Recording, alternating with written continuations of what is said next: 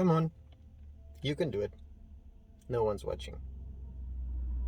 I'm sure that you, just as I, have heard that conversation in your head many a times before. I'm talking about sin. Yeah, something we all do, comes in all shapes and sizes. But I think the first thing that one needs to do with regards to sin is to know what your weak points are.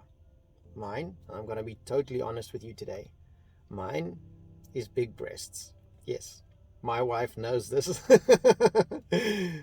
But yes, it is laughable. But end of the day, that is something that I struggle with. And I think it's got a lot to do with how we were brought up.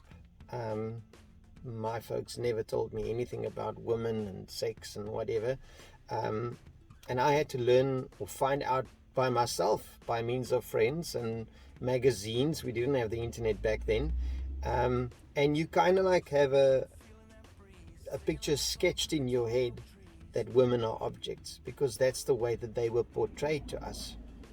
So the turning point for me came when my daughter, she's now turning 14, she's becoming a lady. And I just realized that I don't want people to look, or boys to look at my girl, who I love, and just see her as an object. And that really changed it for me. Do I still battle with it? Of course I do. Got to pray for it every single day. So I'm not talking about my sin specifically or my challenges today, but I'd like to talk to you about whether it be a drinking problem, whether it be a gambling problem, whether it be a spending problem, whatever it is that distracts you and takes you further away from God, that needs to be addressed, and that is seen as sin. And what does the Bible say to us about sin? And I've got two passages that I'd like to read to you. One is Psalm 32, and it reads as follows. It says, "Oh, what joy for those whose disobedience is forgiven, whose sin is put out of sight. Yes, what joy for those whose record the Lord has cleared of guilt." That's the one.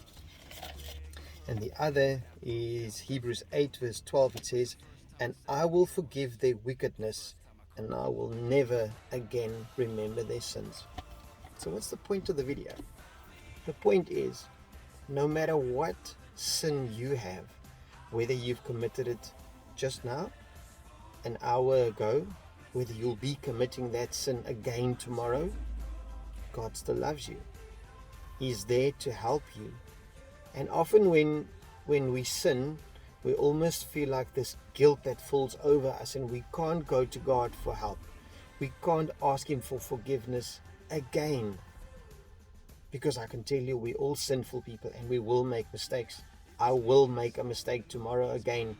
But because of Jesus Christ and the blood that He spilled for me, I know that I'm forgiven. And that's what it all boils down to. Never think that your sin is bigger than what Jesus is. And what Jesus did for you is massive.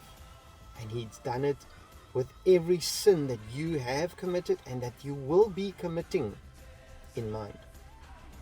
So don't let your sin stand in the way of getting close to Jesus. Because the more time you spend with Him, the less that sin will become a barrier for you. And you will be able to overcome it.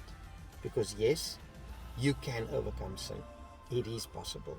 With Jesus, everything's possible. Have a good day.